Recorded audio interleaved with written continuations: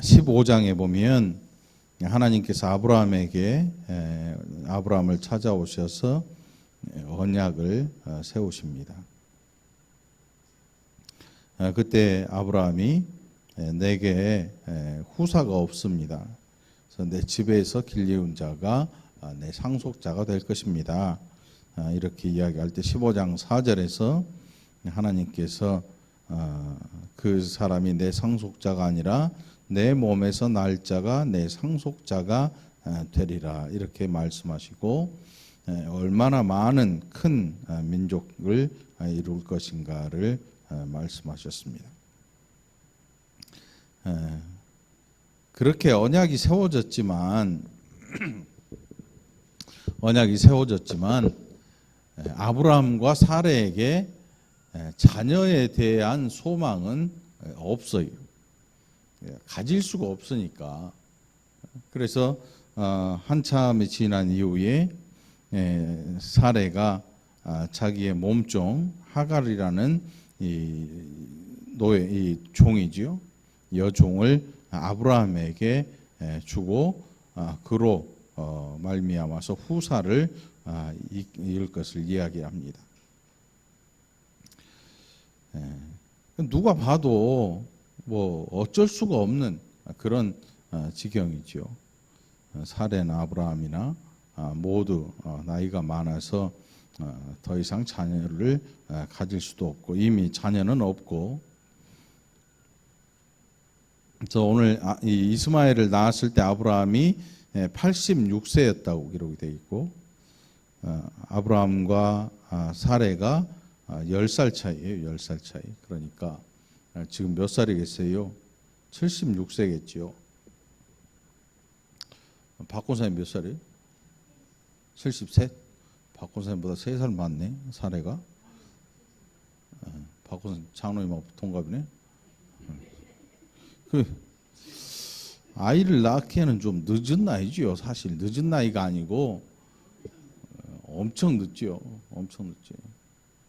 무고사님 몇 살? 무고사님 몇 살? 무고사님 60? 60? 야, 벌써? 야, 우리 교회 처음 올 때 엄청 젊었는데.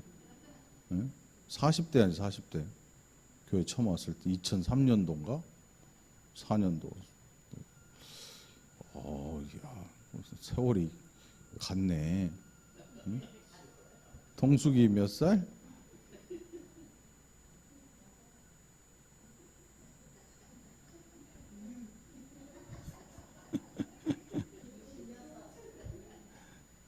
딱 이제 59살이잖아, 이제. 59살. 그죠? 예? 아유, 59야. 59야. 아직 손주도 안 봤는데. 응? 공성순 권사님하고 동갑이잖아. 성순이 언니인가? 동갑이지, 동갑. 언니야? 그래도 김동숙 권사님 정도 되면 아들은 하나 낳을 수 있겠네. 응? 쌍둥이. 아무리 의술이 발달을 해도 아이를 갖고 아이를 낳는다고 하는 거는 굉장히 힘든 일이에요. 응? 지금도 그 불임 부부들 그 병원에서 검사하고 또 아이를 갖기 위해서 노력하는 사람들 보면 그 마음의 상처도 또 엄청 많아요. 그 임신이 됐는데 또 유산돼 버리고 하는. 그 의술이 아무리 발달을 해도 아이를 낳는 게 이게 보통 어려운 일이 아니에요. 그런데 아브라함과 사레에는 이미 그 생물학적으로 이 아이를 더 이상 가질 수 없는 사람이죠. 특히 사레는. 그래서 자기의 몸종을 아브라함에게 드려서 거기에서 후사를 얻고자 한 거죠. 우리나라도 그런 적이 있지요. 조선시대 때 뭐 그런 일이 많았다고 하니까. 아들을 낳아야, 아들을 못 낳으면 잘못하면 쫓겨나요, 집에서. 그 죄죠, 죄. 칠거지약인가? 예? 칠거지약이야. 별 거지 같은 법이 다 있었어. 그 칠거지약인가 봐. 예? 그렇죠. 아들 저 어렸을 때도 주변에 그 보면 밖에서 저는 그 어렸을 때 밖에서 주워왔다 그러니까 진짜 주워온 줄 알았거든요. 지금 보니까 주워온 게 아니야. 다른 데서 나갖고 온 거지. 어? 며칠 울었어? 잘했어요. 아무튼 지금 이 굉장히 힘든 일이죠, 사실은. 근데 아브라함은 별로 여태까지는 후사에 대한 그 큰 걱정이나 뭐 이런 게 없었던 것 같아요. 아마도 사레가 사레와 아브라함 사이에 아이가 생기지 않아서 그냥 안 낳고 그냥 사는 것 같아. 그래서 뭐 후사에 대한 뭐 아쉬움이나 이런 게 아마 없었던 것 같아요. 그런데 하나님께서 언약을 세우시면서 민족을 이룰 거라고 하신 말씀 때문에 저는 하나님께서 자녀를 안 주셔서 저는 후사가 없습니다. 그래서 내 집에서 길리운 이 사람, 종이 후사가 될 겁니다. 근데 하나님께서 아니야. 네 몸에서 날 자가 후사가 될 것이다. 말씀을 하시고. 그래서 구체적인 이야기나 이런 게 아직 나오기 전이지요. 그런데 사레가 자기 몸종 하갈을 아브라함에게 드려서 아이를 가지게 이릅니다. 이게 사레에게 오히려 수치를 안겨주는 일이 되고 말아요. 이게 참 정말 어렵고 힘든 일이죠. 후사가 있어야 되는데 후사가 없어서 종을 통해서 후사를 얻으려고 했는데 그 종이 임신을 하면서 여주인 사레를 학대하고 멸시하는 거예요. 멸시하기 시작하는 거예요. 그러니까 이 고대 법에 따르면 이런다고 사레가 하갈이 종의 신분에서 벗어나지 못해요. 종은 종으로 남아 있어요. 종의 신분으로 남아 있고 아이만 주인에게 속한 아이가 되는 거죠. 자기는 종의 신분으로 그냥 남아 있어야 되는 거예요. 그런데 여주인인 사레를 멸시하고 그렇게 하기 시작해서 이 일로 굉장히 힘든 그런 일을 당하게 되죠. 그래서 도망길에 오르지요. 도망하는 길에 올라요. 배가 부른 채로. 하나님께서 하갈에게 나타나셔서 이스마엘이라는 이름과 그리고 그 이스마엘이 나중에 어떤 민족이 될 것인지를 말씀을 하게 되죠. 이게 지금 하갈이 불쌍해서 나타나신 게 아니에요. 여종 하갈이 불쌍해가지고 하나님께서 나타나셔가지고 부르신 게 아니고 이 씨가 아브라함의 씨기 때문에 하나님께서 나타나신 거예요. 아브라함의 씨라고 하는 것은 이 아브라함의 언약에 동반되는 씨가 되려면 사라에게서 나야 돼요. 사라에게서. 그런데 그렇지 않고 하갈에게서 지금 그 씨가 나왔잖아요. 이스마엘이. 그럼에도 불구하고 하나님께서 이 하갈을 불쌍히 여기시고 그를 붙드시는 거예요. 왜? 아브라함의 자녀이기 때문에 그런 거예요. 응? 우리도 이방인이잖아요. 이방인인데 복음을 들었잖아요. 우리는 아브라함의 자손이 아니잖아요. 응? 아브라함의 자손 아니에요. 그럼에도 불구하고 하나님께서 저와 여러분을 사랑하시고 하나님 자녀로 부르셨잖아요. 이게 아브라함의 복이 이방에게 온 거예요. 이 아브라함의 복이. 그래서 저와 여러분이 이 복음을 듣고 이 하늘의 신령한 은혜와 복을 누리고 살아가는 거거든요. 이제 하갈에게 하나님께서 나타나시고 이 이스마엘을 통해서 민족을 이루시겠다고 한 것은 이 씨가 아브라함의 씨이기 때문에 그래요. 그러니까 저와 여러분, 아브라함의 복이 저와 여러분에게 왔거든요. 이 복음의 언약이, 아브라함의 언약이 우리에게까지 넘어오는 이 놀라운 결과를 낳은 거라고. 결국 이스마엘은 나중에 이제 태어나서, 아브라함 86세에 태어났으니까 이삭이 몇 세에 태어나요? 아브라함 100살 때, 100세에 낳잖아요. 그럼 14살 차이잖아요. 나이 차이가 굉장하죠. 14살 차이면. 나중에 이스마엘이 또 이삭을 괴롭히는 걸 볼 수 있어요.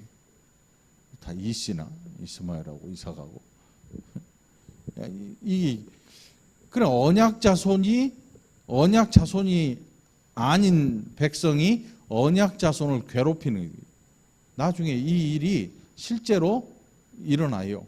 이스마엘 족속이 나중에 요셉을 잡아가서 저 애굽에 팔아버리잖아요. 이스마엘 족속이. 나중에 이스마엘로부터 번성하는 그 백성들이, 자손들이 크게 돼요. 근데 나중에 이 믿음에서 떠나가는 백성이 되고 말아요. 이 보면 하나님께서 그 하갈을 통해서 하시는 말씀이, 그가 사람 중에 들나귀 같이 되리니 그의 손이 모든 사람을 치겠고 모든 사람의 손이 그를 칠지며 그가 모든 형제와 대항해서 살리라. 굉장한 복 같지만 사실은 복이 아닌. 나중에 이 요셉을 파는데 일조한 그런 후손들이 나타나게 되죠. 자, 그렇게 하나님의 언약을 기다리면서 결국 사라의 사례의 머리에서 나온 게 뭐냐면 아주 인간적인 방법을 쓰기 시작한 거죠. 인간적인 방법. 근데 이거를 욕할 수가 없어요, 우리는. 왜냐하면 우리도 마찬가지거든요. 우리가 뭔가를 하려다가 앞길이 꽉 막히면 어떤 생각합니까?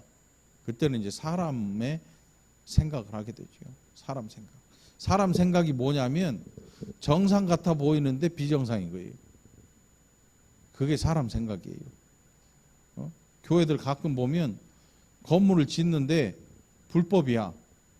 불법인데 짓기는 져야 돼. 그러니까 슬그머니 이제 다른 방법을 쓰죠. 편법을.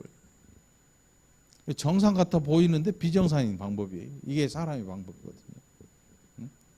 하나님께서 너의 후사를 통해서 민족을 이루겠다 말씀하시면 그 후사는 반드시 아브라함을 통해서, 사례를 통해서 얻어진 후사여야 돼요. 그 외에는 방법이 없는 거죠. 그런데 아무리 머리를 굴리고 생각하고 좋은 걸 먹어도 아이가 생길 리가 없죠. 안 생기니까 결국 하갈이라는 여인을 데려오게 된 거죠. 자기들 머릿속에 생각나는 방법을 쓰기 시작하는 거예요. 결국은 이게 사라에게 수치를 줬고 나중에 이스라엘 민족에게 굉장히 아픈 민족이 되죠. 찔러대는 민족. 굉장히 힘든 민족이 되죠. 그 집에서 이제 떠나가게 되고 아들과 함께 떠나야 되는 그런 이 지경에 이르게 되고, 결국 사람의 방법으로, 사례가 생각한 사람의 방법은 나중에 또 눈물을 흘리게 되는, 아픔을 유발하게 되는 그런 일이 생기게 되는 거예요. 우리가 하나님의 약속, 곧 언약을 기다릴 때에는 이런 우리들의 생각을 자꾸 누를 줄 알고 절제할 줄 아는 이런 시기를 가져야 되는 거죠. 이런 시기에. 오히려 그것이 더 하나님의 은혜를 기다릴 줄 알게 하는 훈련이 되는 거죠. 우리의 생각에는 하나님이 어떻게 이 일을 이루어내실까, 우리 스스로가 하나님이 되어서 생각해 보려고 하는 시도들을 굉장히 많이 해요. 굉장히 많이 해요. 그런데 그게 때로는 가장 어리석은 사람이 되게 만드는 내 일조를 해요. 누가 봐도 아닌데 그게 아주 현명한 것처럼 여기고 그 일을 시도해 버리죠. 아마 사례가 하는 이 일이 사례가 여동생이나 누가 있었으면 절대로 못하게 했을 거예요. 언니 하지마 하지마 하지마 아마 말렸을 텐데 아무도 말리는 사람이 없으니까 아브라함에게 하갈을 주고 거기 하갈을 통해서 아브라함의 씨를 보려고 한 거지요. 하나님의 언약은 하나님이 약속을 하실 때는 그게 아니었거든요. 사례를 아브라함을 통해서 사례를 통해서 그 민족을 이루마 약속하신 거죠. 그럼 우리는 그 당시에 우리가 아브라함과 사례의 이 시대에 있었다면 우리도 똑같아요. 우리도 똑같아. 우리는 더한 방법을 택했을지 몰라요. 더한 방법, 뭐 어떤 방법인지 모르겠지만 결국 사람이 머릿속으로 생각할 수 있는 방법은 한계가 있어요. 그렇다면 그 언약을 기다리려면 우리는 우리를 쳐서 복종하게 하는 훈련을 거듭해야 되는 거죠. 예수님이 다시 오신다고 약속하셨잖아요. 사도행전에 보면 너희가 예수님 올라가신 것을 본 그대로 다시 오시리라 천사가 말했잖아요. 우리가 다시 오실 예수님을 지금 기다리고 사는 거 아니에요. 다시 오실 예수님. 하나님의 정하신 그 날을 우리가 사모하면서 살거든요. 그 사모하면서 사는 중에 우리의 연수가 되면 하나님이 부르시지요. 하나님 부르시면 이제 더 이상 기다리지 않고 그 나라를 향해 가는 거잖아요. 우리 육신은 이 땅에서 주의 다시 오실 그 날을 또 기다리지요. 우리 육신의 몸은 땅에서. 이게 우리가 해야 될 일이 우리를 쳐서 순종하게 해야 돼요. 왜냐하면 우리가 인생을 살아가는 길에는 예수님을 사모하면서 기다리는 것보다 더 중요하고 더 가치 있어 보이고 훨씬 나아 보이는 그런 일들이 굉장히 많이 벌어지거든요. 야, 이 신앙생활 뭐 이 정도 됐고, 야, 이게 더 훨씬 낫지 않냐? 신앙생활 하면서 이런 일을 해보는 게 어때? 죄의 길인 줄 알면서, 가서는 안 되는 길인 줄 알면서 슬그머니 발을 내밀기 시작하는 거죠. 슬그머니. 점점 그 속으로 빠져들면서 이게 사람이 생각하는 사람의 방법이에요. 근데 만일 이런 것들이 우리를 덮쳐올 때 우리가 해야 될 일이 뭐냐면 우리를 쳐서 순종하게 하는 거예요. 그런다고 막 어디를 진짜 두들겨 패라는 게 아니고 우리의 심령이 다른 곳을 바라보지 아니하도록 말씀으로 우리를 만들어가는 거예요. 우리 스스로. 그래서 성령의 음성을 듣기를 사모하고 기도하고 그래서 우리 스스로가 하나님의 말씀이 아닌 다른 사람의 말을 따르는 것에 대해서 생각해 보게 하고 날마다 우리를 돌아보게 하고 그래서 다시 오실 예수님 기다리는 그날까지 이 믿음을 훼손시키지 아니하도록 좋은 믿음을 가지기 위해서 힘쓰고 노력해야 한다는 사실이죠. 사례는 바로 기다리지 못하고 자기 마음속에 떠오르는 방법을 시도하기 시작합니다. 그리고 결국 그 일로 사례는 멸시당하게 되고 그 집안에는 나중에 굉장히 아픈 일들이 생겨나게 되는 거지요. 하나님의 은혜는 부작용을 동반하지 않아요. 우리가 하나님의 은혜, 하나님의 언약이 이루어질 때는 우리의 인생에 굉장히 큰 기쁨이 오고 주변 사람들에게도 기쁨이 되는 일이죠. 아브라함이 100세의 아들을 낳았더라 했을 때 온 동네가 기뻐해요. 굉장히 기뻐하지요. 근데 지금 이스마엘을 낳았을 때 동네 잔치 안 해요. 온 동네 사람들이 멍하니 쳐다보고 있어요. 어떻게 될 것인가? 어떻게 될 것인가? 잠시 후에 계속됩니다. 드라마처럼 이렇게 야, 저 집안 저거 옛날에 이 하갈이 여주인 멸시하다가 쫓겨났다 다시 돌아왔잖아. 이제 애 낳았는데 이제 어떻게 될 것인가? 이제 어떻게 될 것인가? 옛날 그 왕이 살던 궁궐에 이런 일이 많잖아요. 암투라고 그래요. 암투. 응? 왕이 안 보는 근데 그 뒤에서 후궁들의 암투가 시작되잖아요. 자기의 자녀를 낳아서 아이를 낳아서 왕으로 앉히기 위해서 얼마나 무서운 일들이 벌어져요. 막 인형 만들어 가지고 바늘로 찌르고, 누가 내 인형 만들면 금방 티날 걸. 배를 안 나오게 하면 내가 아니잖아요. 아무튼 얼마나 무서운 암투가 벌어져요. 무시무시하죠. 결국 이 아브라함도 마찬가지예요. 오늘 우리도 마찬가지지요. 사람의 방법으로 하나님의 뜻을 이루어 갈 수는 없어요.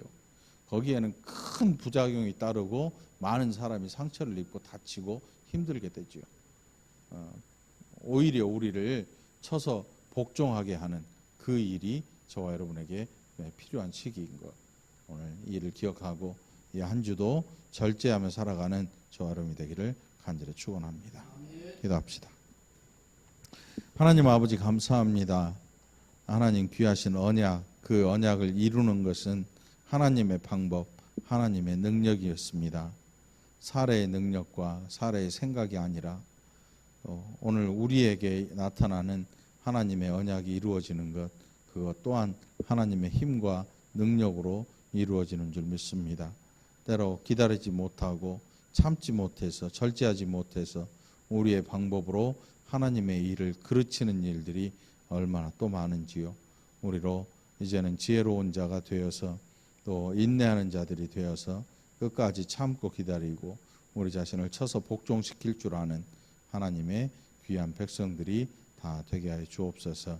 이 시간에도 오가는 발걸음 지켜 인도하시고 이 한 주간의 삶도 하나님 함께 하시고 복된 삶을 누릴 수 있도록 함께 하여 주시옵소서. 감사드리옵고 예수님 이름으로 간절히 기도합나이다. 아멘.